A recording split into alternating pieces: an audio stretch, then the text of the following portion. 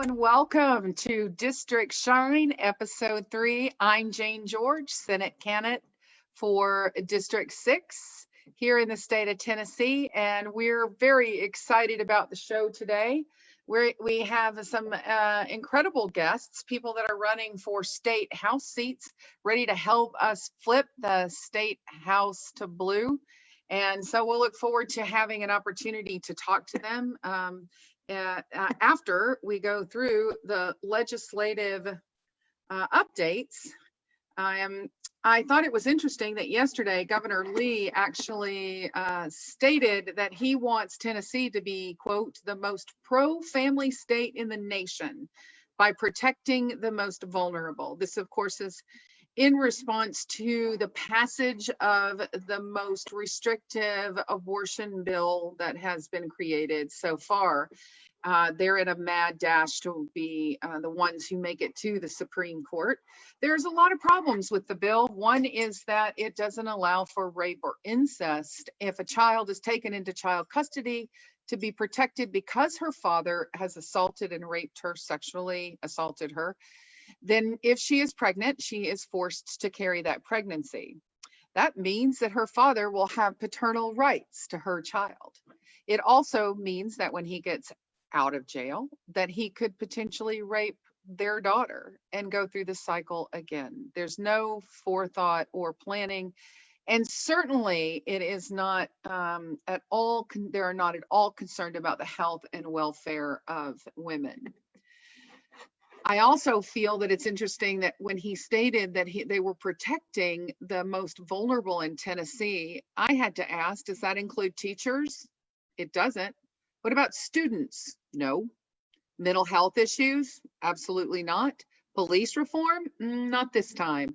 How about employees who become sick at work? Well, that's an interesting question because they're now talking about coming back into session to discuss a bill that would protect employers who bring their employees into the workplace, but may not necessarily protect them from COVID-19.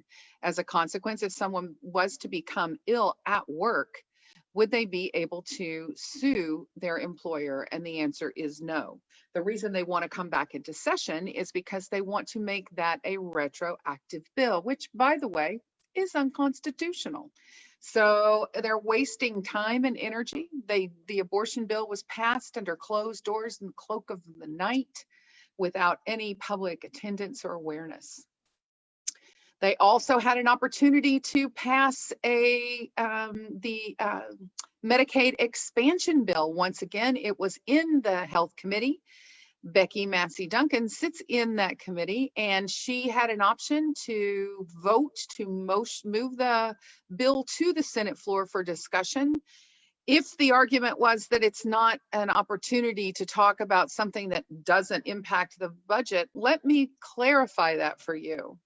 If we were to accept Medicaid expansion, we could potentially save enough money in the state of Tennessee to not only pay our state share, but also the share for the second and third years that we are implemented, which is exactly what happened in Arkansas.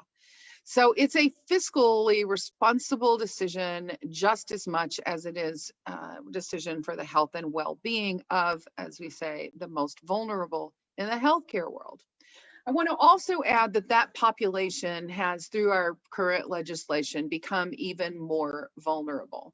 Those are people, some who've not received their unemployment.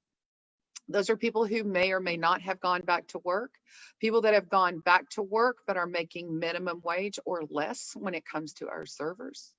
These are people that have real jobs, people we need to honor and respect in our communities.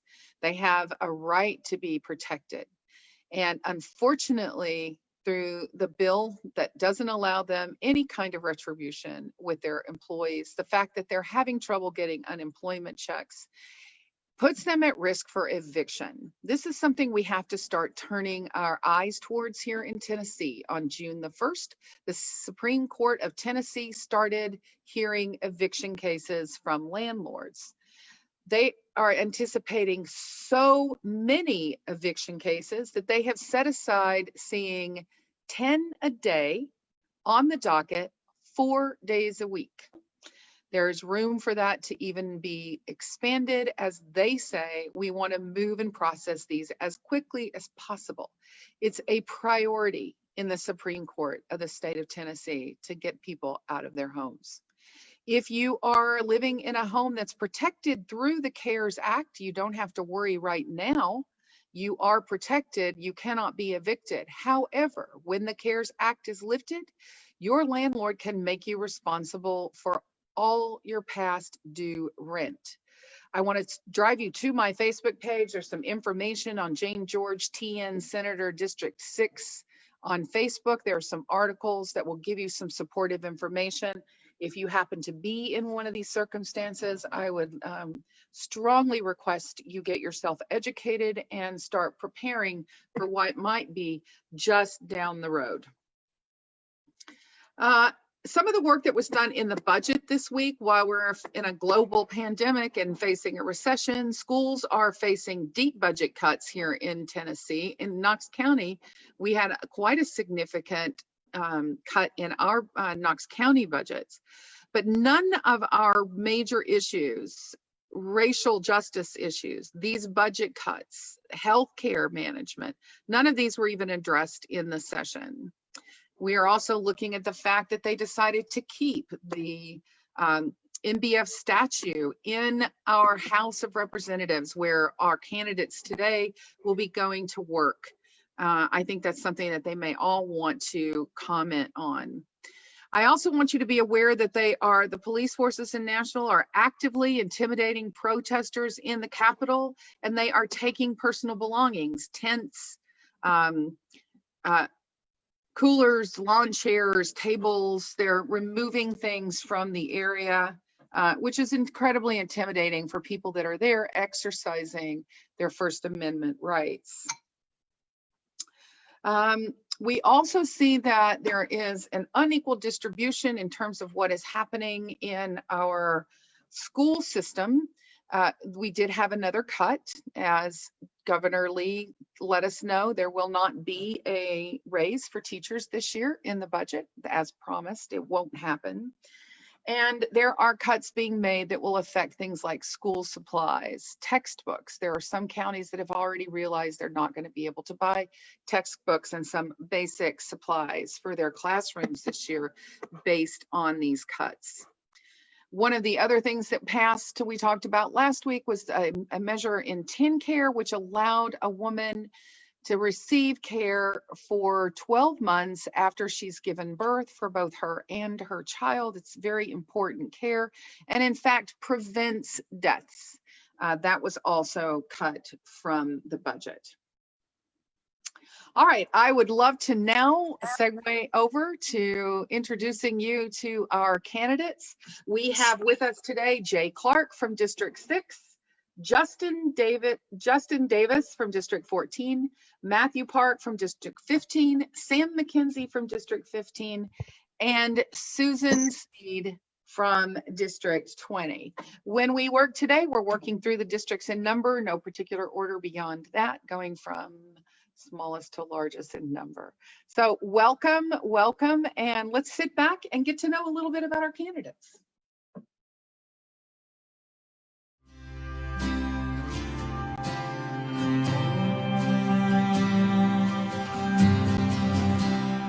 I grew up roaming the mountains of Tennessee.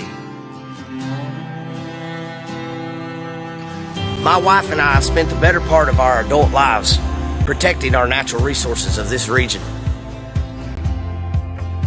Now I feel called to go to Nashville and serve the fine folks of Blount County and promote their livelihood and well-being. My name's Jay Clark. I'm running for State Representative District 8, and I would appreciate your vote.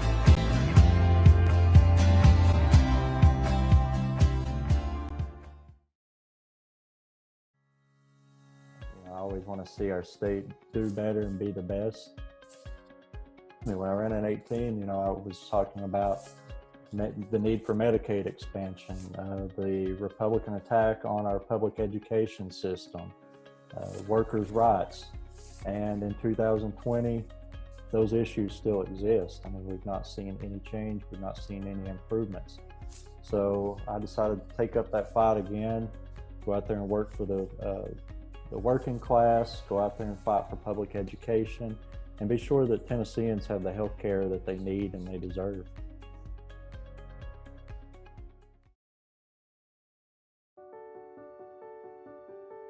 You know, I tell folks, everything comes in and flows out of the 15th District. It is the hub of East Tennessee.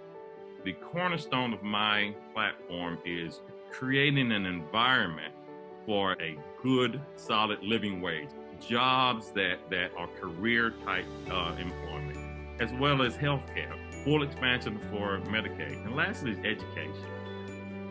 That's the linchpin. I have spent my life really just serving, and I'm a strong believer in servant leadership. Spent 8.5 years on Knox County Commission. It's time for a change. It's time for some new leadership in Nashville. And as my campaign slogan says, honest, effective leadership. I will be accountable to the people of the 15th District and the entire state.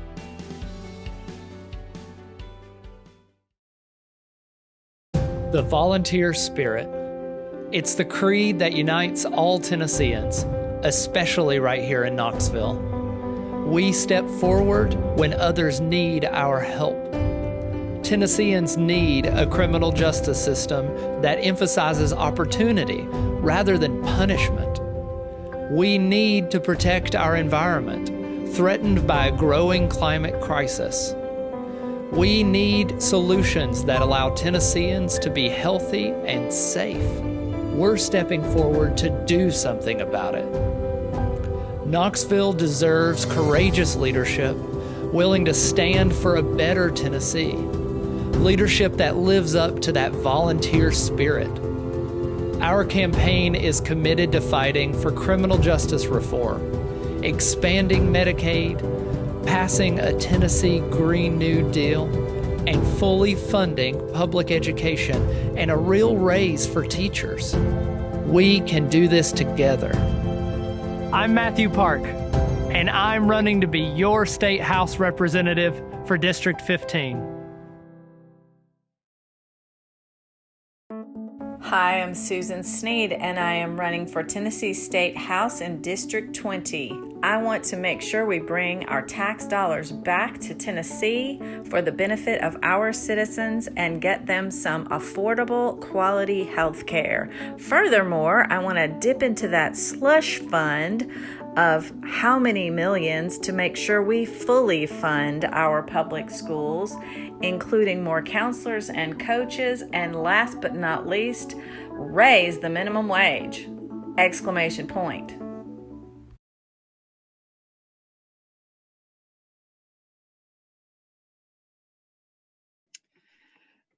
Thank you, candidates. Those are beautiful, and thank you, China, for putting this together for us. And it's always nice to get to hear what our candidates value. I am going to start the questions today by asking Jay Clark. Jay, are you with us? We can jump over. Oh, yes, there you are. Terrific. Jay, at this stage of your campaign, what are you focusing on the most and why? Well, first of all, thanks for having me. Enjoy being here today, and good to see everybody else. You know, as far as what we're focusing on, the strategy, as everybody on this call, including yourself, knows, kind of had to make a big change 2.5, 3 months ago. And so right now we're kind of working on something like what you're doing, kind of like a weekly little 20-minute variety show thing. Really mainly trying to get the outreach. I mean, I need a bunch of votes over here in Blount County. It's a really red wall over here. So we've been calling. We've made about 3,500 calls in the last month or so, mainly to seniors, checking to see how they're doing and letting them know that they can absentee vote regardless of what's happening. You know, everybody we're calling is 60 and above. So for anybody that's listening, that automatically makes it where you can absentee vote. So we've been trying to get out some voter information. The biggest challenge for us right now is, since, you know, part of our strategy was over or being able to always outwork my opponent and hit as many doors as we needed to. That's not happening because of the virus. So we've been shifting gears, and we're hopefully about 2 weeks away from launching our show that we hope will get some people's attention and find us all those voters we need. Thank you. Justin, are you finding that you're up against a tough race as well in terms of red versus blue? Certainly, yeah. Like Jay, I'm in a pretty red district, but we've noticed, especially since 2018, a lot of people are moving here into this district. We hope that they are Democrats, but I think there's a lot of frustration here as well. And people are not happy with how they're being represented. They're not happy with the attacks on public education from their current representative. Mm-hmm. So hopefully we can change that tide. I've told several Republicans, hey, give me a chance. If you don't like me, you can vote me out in 2 years, but I can guarantee you I'll be better than what you currently have. So we are trying to get through that red wall. As Jay said, and we've all discussed, COVID has really set back these campaigns, but, we're going to be making those calls. I would love to be out knocking doors. Unfortunately, right now, that's still not safe. So we're doing everything we can to spread the message and get out there and let voters know that they've got a choice in November. Yes. How about you, Matthew? What do you find that you're focusing the most on right now, and why? Yeah, so I think the big thing for us is, I've been a prison abolitionist for a long time. I've long held that we need a system that focuses on treatment and transformation. And so with the things that are happening in the world right now, a lot more people are willing to say words like defund the police, willing to say words like prison abolition, willing to use words like violence interruption. And so I found that because we were out campaigning on that, because even in the last year we've been down, we were down in January, standing in solidarity with the people in Mississippi looking to stop the deaths in Parchman Prison. So we spent some time down in Jackson doing some prison abolition work down there. People are starting to come to us and really ask, what does it look like? What does the system look like when we totally rebuild that? What does it look like to really defund the police? What does that mean? So we're spending a lot of time on that, talking to people that are calling in every day, and of course we're calling people and reaching out and whatnot. But it's interesting, and I'm happy to help guide people to different resources. We spend a lot of time. As people hear more about that message, they're asking for help. Their loved ones, like my little brother's incarcerated right now, and so I'm happy to connect people with resources, help them get their loved ones de-incarcerated and back into the community and back living, fulfilled lives. Thank you. Sam, what are you focusing on in your campaign? Well, as the others have said, this trying to campaign in a pandemic COVID environment has proved challenging. But my main focus is just getting the message out. If you want honest, effective leadership, then I'm your candidate. We had a virtual town hall last night. It was very well attended. Great questions. I mean, people care. And as I said, the 15th district, it's a very, very diverse district, just in terms of socioeconomic, in terms of the landscape. So just getting out there and having great conversations with the people of the 15th district, and just talking about my platform and listening. Just I don't have all the answers right now, and I probably will never have all the answers, but it just engaging in that dialogue has been extremely, extremely productive. Mm-hmm. Okay, thank you. Hi, Susan. Welcome. Hi. Welcome. With technology. The question we're answering right now is, what are you focusing on the most in your campaign and why? Turning off the volume on my phone is the first thing.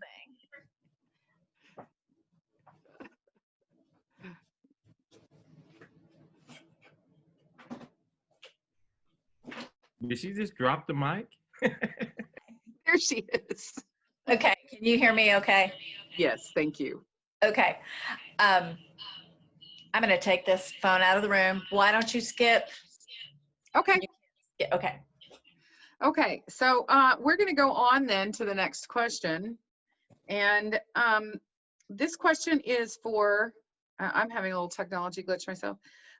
This question we're going to start, oh, she's back. Okay, go ahead, Susan. Tell us what you're focusing on the most in your campaign and why. Well, it changes from day to day, doesn't it? In particular, as the session ended, lots of upset folks have been in touch that their most sincere concerns have not been addressed. Things like affordable, quality health care. We had our weekly interview today and have a teenager who paid $200 for a generic antibiotic because she has no insurance. And her mother is still waiting for the unemployment from the state that has yet to appear for so many people. Mm-hmm. So our campaign has been focusing on during the COVID pandemic that we are all acknowledging, being first and foremost a clearinghouse of care. In the early days, we got in touch with as many people as possible through all our social media channels and the phone and said, what do you need? How can we help? We turned into adopting starting a mask force. And I think we've delivered about 200 masks at this point. So, and it looks like, looking at the stats today, there's going to be more. But questions that I've been having recently and actions that we are taking,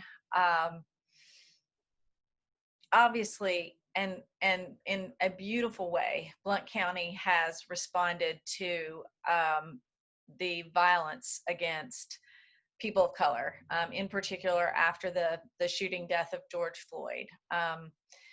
And so many others. We have had 2 different rallies here. One was kind of a pop-up 30-minute silent vigil. The other one was a rally that had between 3,000 and 4,000 people, a march of 2 miles in 95-degree heat. So we've been participating in that and being witnesses and doing active listening to those members of our community. Educators are getting in touch left and right about what about going back to school, and I wish I had an answer, but I don't think putting our kids and our teachers at risk is the answer. And cutting the governor having given himself a raise, and the teachers don't get a raise, and they're going to be probably working double duty with kids in the classroom, half time, and kids online, they're juggling that, and then the next day it switches out. It's completely unacceptable. Right. No, and I agree with you. And so just to keep things moving along, because right now we're addressing, what are we focusing on? It sounds like you guys obviously are focusing on a lot of things, as I'm sure each of these campaigns are. But in response to what you were saying about organizing and putting together some peaceful protests, uprising issues for our communities, Matthew, can you talk a little bit about how this recent rise in awareness about social justice has impacted your campaign?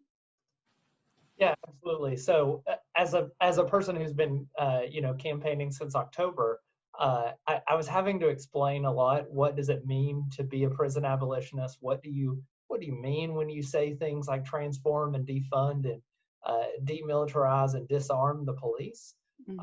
So I was having to explain that a lot. Well, can you, just for the people that are watching right now, can you do a brief explanation of those terms so that people that don't have an understanding when they're hearing those now might be a little clearer? Yeah, absolutely. So it's all about treating people like people. And it's about understanding that the police do not prevent crime, period, point blank fact. The thing that prevents crime is violence interruption.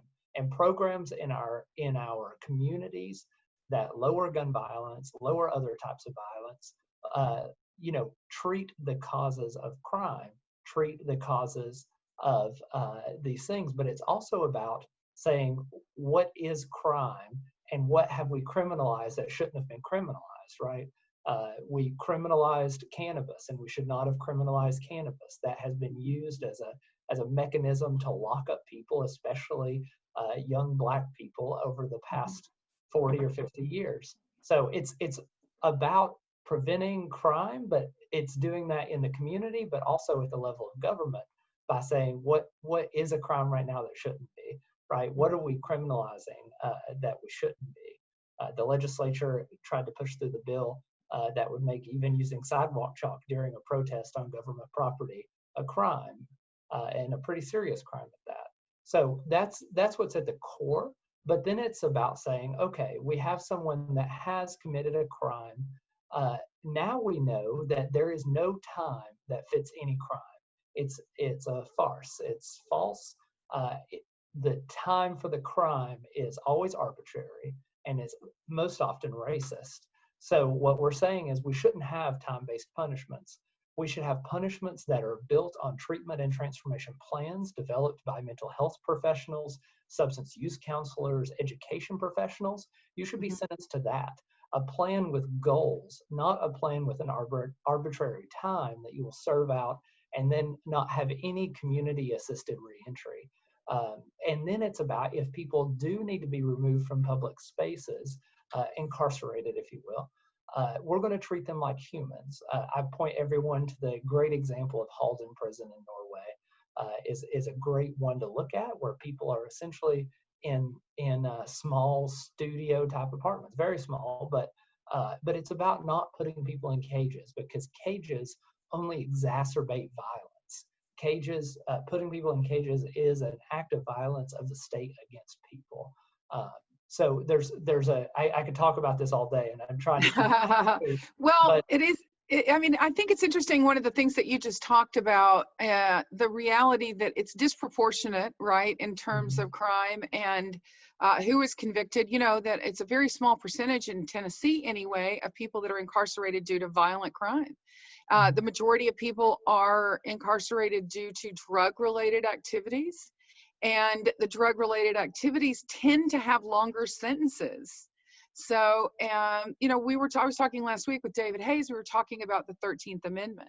And the 13th Amendment abolished slavery except for when someone has been convicted of a crime. So we still have an institutionalized form of slavery today in our penal system, where people, by the way, are working. They have jobs within the system. They're not getting really paid for them. And the level that they are getting paid, they don't have access to, real basic things, especially the women. Black women are 5 times more likely to be incarcerated than white women. Although white women right now are the largest, fastest growing population in our prisons here in Tennessee, which I find interesting. So Sam, do you want to talk about that a little bit? How has this movement impacted your campaign? Oh, we can't hear you. Sam, we can't hear you. I unmute myself. Oh, there you go. Thank you. Yes, can you talk to us about how this movement has impacted your campaign?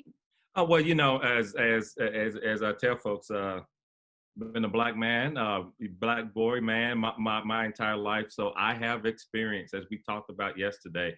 You don't reach my age, unfortunately, without having a negative experience with law enforcement. So there are valid reasons. Now, to be clear, I'm not an abolitionist. I do think in our society, there are some crimes, there are some things that deserve punishment, but I am a huge proponent of criminal justice reform. As I tell folks, an illegal prescription of an opioid is just as bad as a vial of crack cocaine in terms of damage to our society, damage to that family unit. So, and those two extremes have a totally different sentencing guidelines. So that's where I want to focus on two things: the sentencing guidelines as it relates to crime. And they've done some modification. At one point, powdered cocaine and crack cocaine was like a 100-to-1 or 20-to-1 difference in sentencing. So we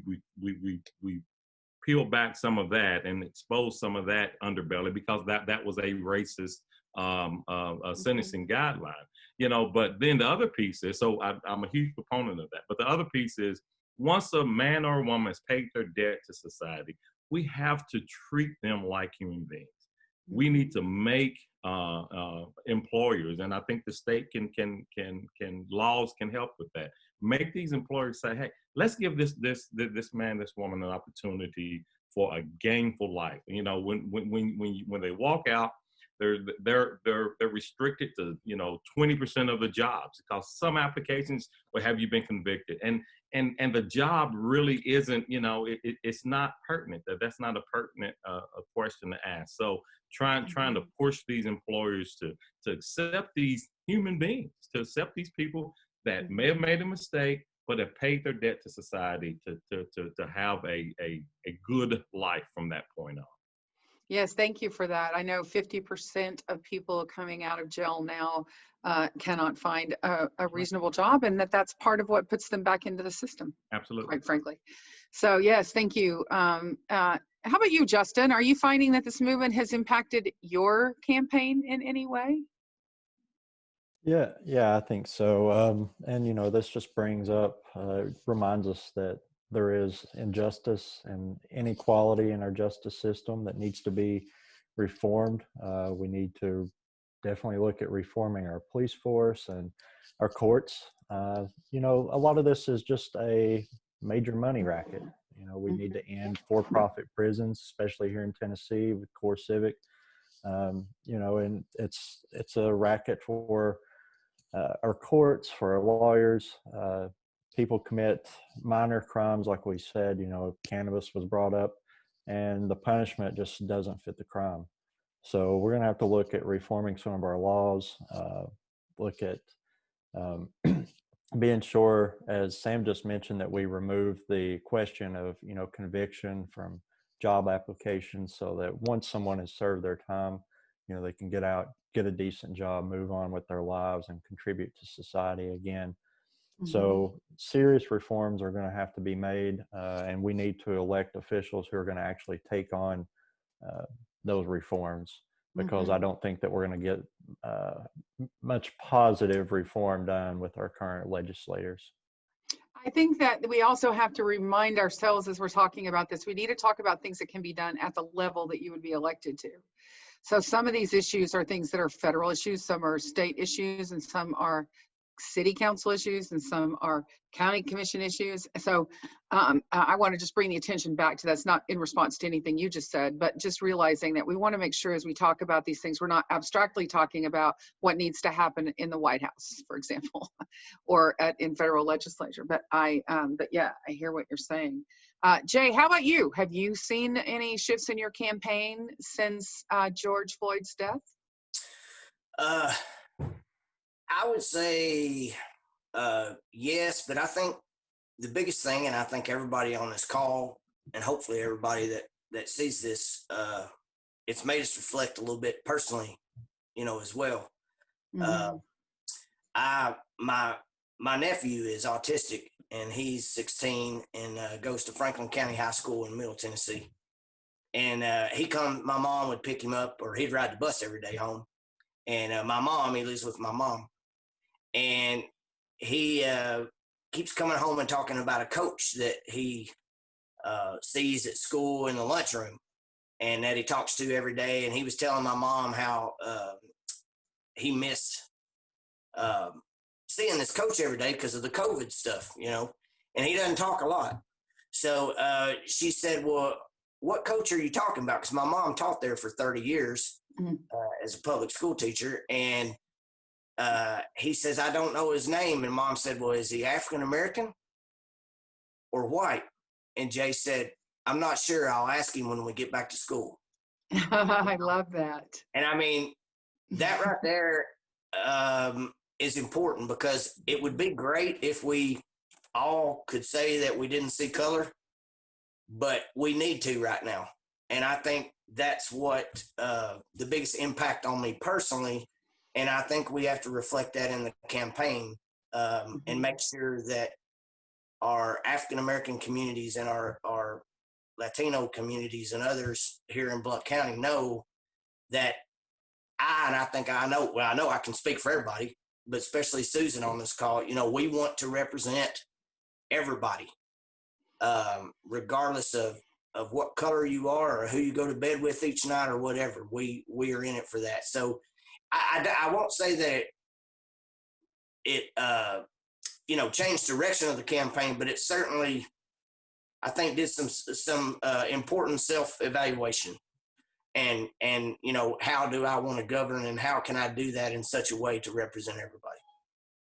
Well, I think it is an interesting thing. And I mean, I feel like seeing color is an important thing, and but it's not seeing it through a lens of positive or negative, but really celebrating differences it's one of the beautiful things about our country is that we're all immigrants.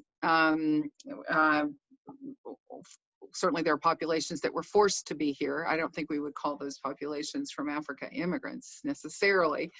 But the idea is that we have this beautiful landscape of people and culture, and we can learn and be informed by all these cultures that we're exposed to.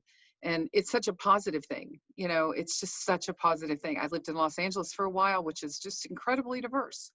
And it's an incredible thing. And one time we came back to Tennessee, we were in a restaurant, and my two boys were sitting next to when they were whispering to each other. We were living in Los Angeles at the time. And I said, that's kind of rude, guys. What are you whispering about? My oldest son looked at me and said, everybody in this restaurant is white. That wasn't normal to them. Yeah. They didn't, that was weird to them. And we need to get to that place where that's not normal. Right? Where we're seeing all the beauty and diversity. And I also want to point out that we also have economic diversity that we need to start celebrating, because there are people who are going to choose to make a living doing jobs that may not require a college education. Their values might be different than the person who decides to go to law school. And we need to understand that they are valid and participants in our culture as well. And that's not seeing people through the eyes of dollar signs. Your only value is basically what you bring to economy. So we have a lot of work to do in this world when it comes down to starting to, it's not a matter of turning a blind eye to any of it. It's a matter of seeing it, embracing it, connecting to it, right? All right, so this one, I want to start with you, Sam. Do you have an example of a specific policy or a specific issue that you intend to take with you to Nashville that is different than policy that's been implemented right now? And if so, what is that issue? And I do want to ask you to be specific, and I want you to tell me how it looks compared to what's in place now. Well, I don't know if I'll get to all the elements of your question because it's that puts a pretty tight band on it. But the first, I think the easiest thing, because it's one of the dumbest things that they passed in the last session, was these vouchers, the voucher system. I mean, it makes no sense. It didn't pass. I guess it's going through the appellate process. But I think what's happening, and I think that's a mark that we can hit, because I think these rural legislators realize it doesn't benefit them. They don't have the private schools in their areas, regardless of the fact that we're using public dollars to pay for private education. All the things that we think are just plain crazy. It doesn't make sense for these folks in these remote areas to have supported those. So I think that's one that we can have an immediate turnaround, that we could basically repent and say, huge mistake, sorry, Governor Lee, we can turn that one back around. And then, I want to just give you an update, because it just happened today, so you may not have seen it, because I know we're all super busy and things slip. We don't all see everything the day it happened.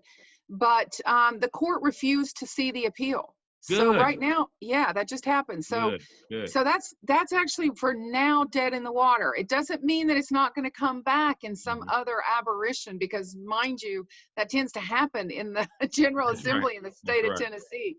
Yeah, But it's good to know that at least we're not fighting that that's specific right. battle. Yeah. But keeping your sights on that is going to be an Yeah. important part of your job, obviously. If you can. Absolutely. And then just to finish that off, then the other piece is to fully fund the BEP. I think the urban counties aren't getting our fair share of that, and I think all counties. I just think we need to fully fund that that mechanism the way Dr. Murray had initially envisioned it.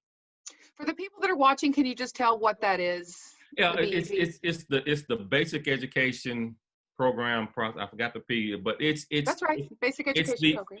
it's the formula that's used through the state that to funnel the money from the state into the individual counties, and it's a complicated system. And counties like Knox, during my time on county commission, we're not getting our our fair share. Part of the reason is because they're saying that we're not taxing from a property tax standpoint our fair share, that we have a lot more potential to tax the residents. My point is that's not important. We're giving money through state sales tax, and we need to get our fair share back. You know, yes, we can work on county commission to enhance pay to our teachers and do things at the local level, but from a state standpoint, we need to fully fund that program, and that hasn't been done since its inception over a decade. Right. Yeah, thank you for that clarification. I think people hear BEP all the time and may not know necessarily even what it is.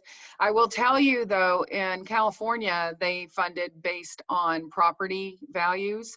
And of course, properties in income challenged communities had 40 kids sitting on the floor with textbooks that were hand-me-downs from communities that were 10 miles away, where the value of a home was an entire order of magnitude. And by that, I mean, if the home was worth $10 in their community, it was 100 in the next community. So it makes a huge difference, and that is not a viable system at all. So yeah, that's something, yeah, you're absolutely right on that. We thank you for saying you would fight against that. I think we'd all agree. Susan, can you tell me if there is a specific policy or issue that you want to take to your new job in Nashville that you would want to change? Tell us what it looks like now compared to what you would have it look like. Yes, and it's related to some of the conversations that we've had recently, or just right here, particularly regarding race and the police. And the General Assembly adjourned really without addressing anything regarding the racial upheaval in Tennessee. The bust of Nathan Bedford Forrest still sits in the Capitol, and the day of celebration for that miscreant is still on the calendar.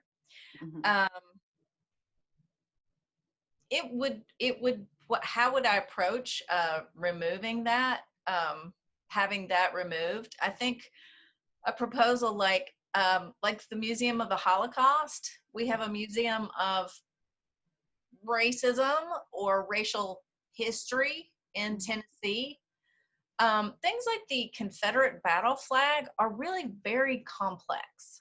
People call that the Confederate flag. It's not just the Confederate flag, it's the Confederate battle flag. And on and on and on. There's just so much we don't understand. But in terms of police and policing, demilitarizing the police, I think, is crucial. As well as,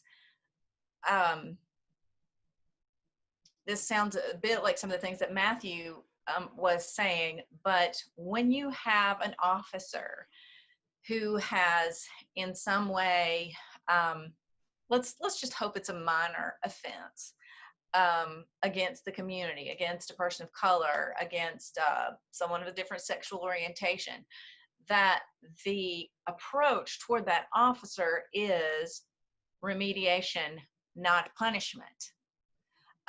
because there's a lot. I mean, we all need training. My background is as an organizational development consultant and trainer. We all need training. And honestly,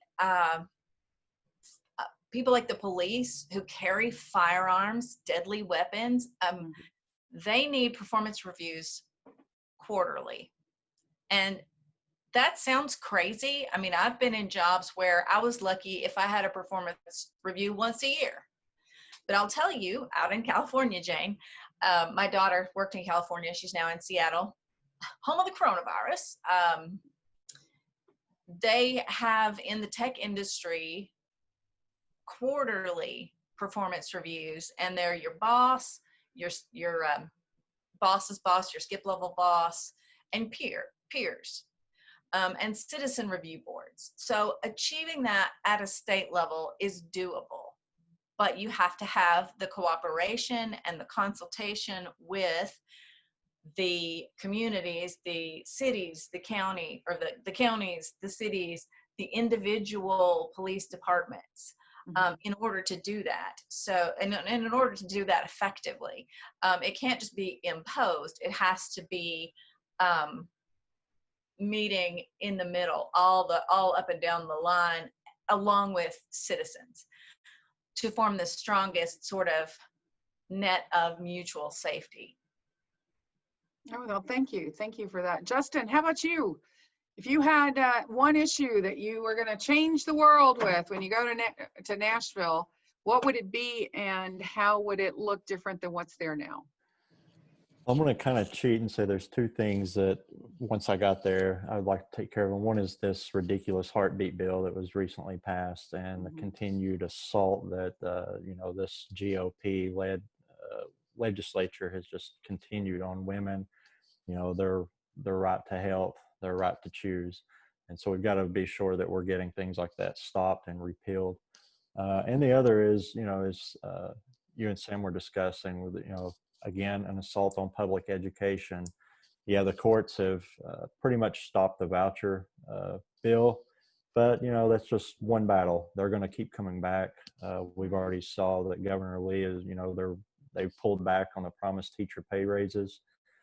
So those are things that I want to do once I get in there. I want to be sure that we're paying our teachers fairly, rewarding them for their hard work, and fully funding public education, and doing it in a fair way so that some districts aren't getting more than others, being sure that we are helping those who are less fortunate and really boosting, those schools and those districts.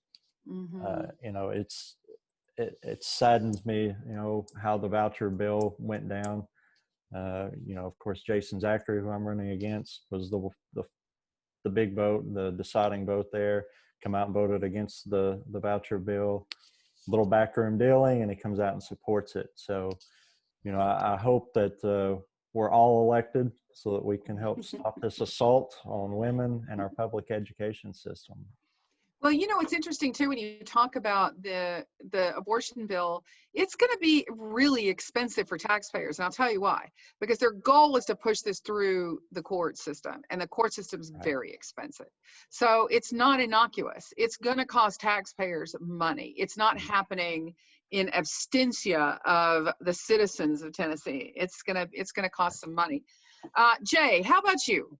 What's your one thing, your one issue, if you had to focus on one, that you're going to take to Nashville? Well, they've already mentioned vouchers, which I absolutely despise. And with Zachary, my opponent did the same thing. If you watch the video on the voucher vote, the first thing out of the shamed Speaker Cassidy's mouth is, "Where's Moon?" And Moon ended up being a yes, and he was like, "Good, go find John Mark Wendell." And that's a Democrat from Overton, Fentress County, that there's probably an FBI investigation going on because of what they offered him. But despite that, and then there's expansion of Medicaid, which is extremely important. But I agree with Justin. It's like there's a complete assault on women. There's a complete assault on our public education system, on our higher education system.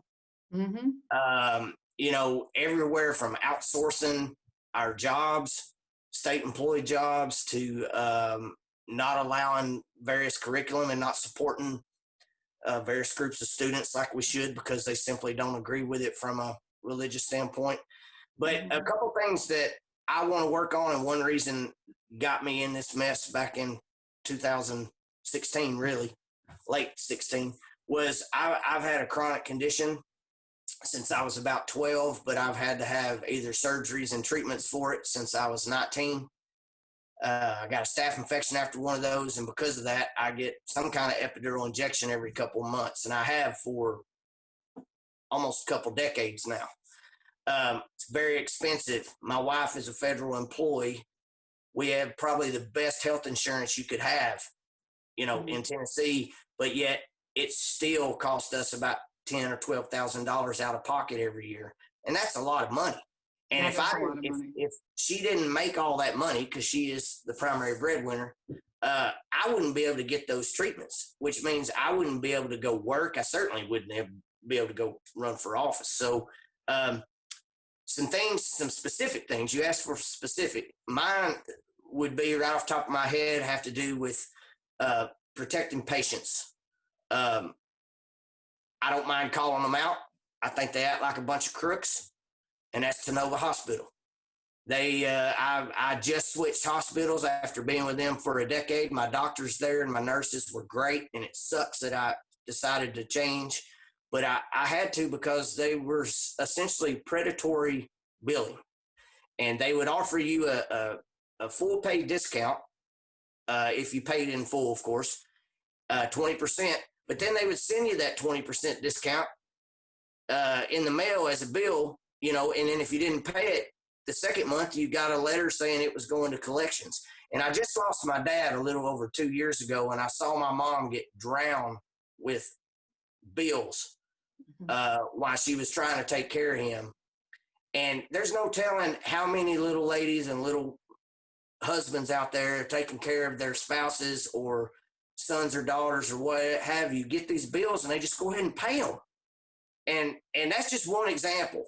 There's a couple others related to patient billing, and most of it's coming from out of state and has to do with fees that they charge if you don't pay within the first 20 days after insurance has. So those are some things that I want to work on that I can't imagine the supermajority in Nashville wouldn't work with me on some. But, given what they've done the last 2-3 sessions, I wouldn't be surprised if they didn't.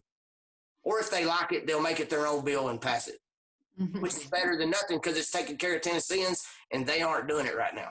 Yeah, so true. Tennessee is number one in the nation with medical bankruptcies. Yeah. Number one in the nation. All right, so we want to wrap it up now. What I'd love to do is give each of you 30 seconds to say or talk about anything that you would choose to talk about or say. So I'm going to Siri set my timer for 30 seconds and let's get started. Okay, Justin, go. I would just encourage anyone listening to, first of all, be sure to get out and vote. Vote in August, vote in November. We've got a lot of important elections or campaigns in both of these elections. So get out there and vote, but also back all these great candidates. I know each of these people, every one of them are going to get out and fight for you and stand up for you and do what's right, and not self-interest. So get out and vote. Thanks for being here, Justin. Matthew, 30 seconds. What do you want to tell us? Yeah, get out and vote. This election is about the same thing elections across the country are about right now, and it's not holding the line of mediocrity. Not supporting people that support mass incarceration, not supporting people that are giving money to the Fraternal Order of Police over and over again.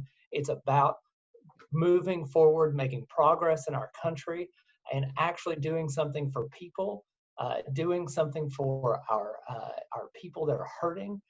So I encourage you to get out and vote and read our stuff on MatthewPark.com. Thank you. All right, Sam, talk to us. 30 seconds. 30 seconds. Well, again, I'm so glad for this forum. Thank you for allowing us an opportunity to come and talk, just to get the word out. As I tell for honest, effective leadership, those are 3 key words. We need leaders in Nashville, some people that understand what house we're walking into. It's a legislative house, and we're a super minority, but we can do good work. We elect these folks that you're talking to today. We can turn this thing around. TeamSamMcKenzie.com. Thank you. And Susan, 30 seconds. I would just like to add that my opponent is an incumbent of 10 years, and his money mostly comes from PACs, like Core Civic, in terms of private prisons. I believe we've been talking about them. Also the liquor lobby, Jack Daniels and such.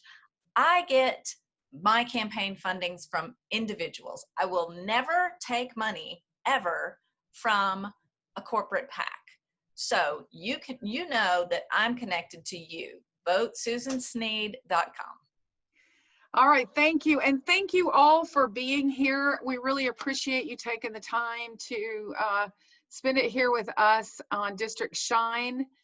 Please stay in touch with these candidates. Excuse me.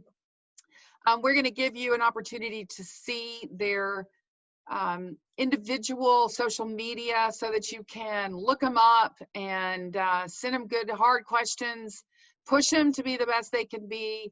That's how we get things done.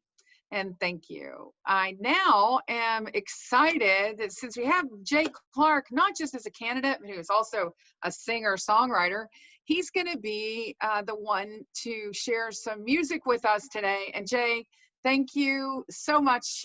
We're looking forward to hearing a song from you. Well, cool. I hope it sounds all right. I usually play in a different room, but it wasn't working earlier. But for my 30 seconds, it's real fast. You can I'm sorry. Let's do 30 seconds. Hey, I'm on it. I'm ready. Don't worry about it. I'm ready. All right. Okay. But, it's real simple. I'll be less than 30 seconds. My opponent has not been accountable or accessible to most of his constituents. He told everybody, including mayors, school directors, teachers, and the parents of our students in our Blount County schools that he would not vote for vouchers, and he did. So I intend to make sure people don't forget that. You can find out more about us at jclark4tn.com. And this is a little song I want to dedicate to all my personal friends and fellow candidates out there, kind of based on 3 different folk songs that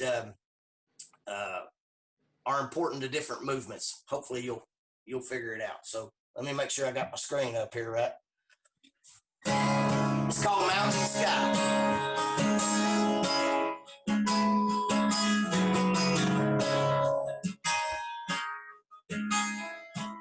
I climbed a mountain, Martin Luther King. He showed me things I'd never seen. We stood on a mountaintop and saw the promised land. As we stood there, hand in hand, we sang, we shall overcome someday. I never wanted to leave the top of a mountain, 'cause Lord knows I love to get high. I never wanted to leave the top of a mountain, unless I get to the by and by, to that mountain in the sky. Sweet bye-bye.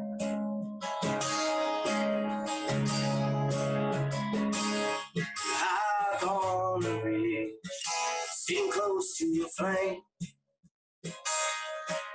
The fire and a bottle, it helped to warm my veins. And then out of scrawny, skinny man. He had a cigarette in his mouth and a guitar in his hand. He sang, "This land is your land. This land is mine."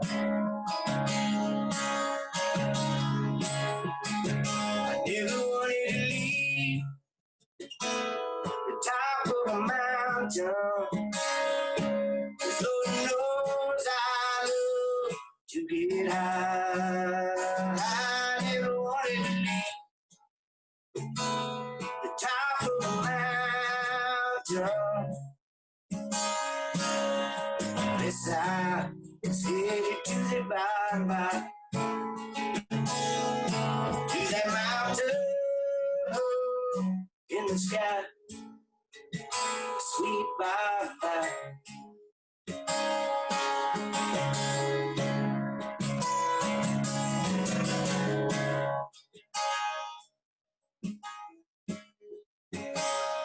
I watch the sun fall from a rock outcrop. The moon slowly rose and the valley filled with fog. Then I heard a commotion on the trail down below. Carbide lights were coming up the mountain. They were led by Mother Jones, singing, "Which side are you on, boys? Which side are you on?"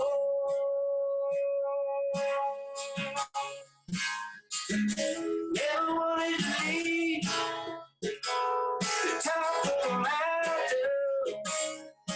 'Cause Lord knows I love to get high. Never wanted to leave the top of the mountain. Unless I said it to the bye-bye. To that mountain in the sky.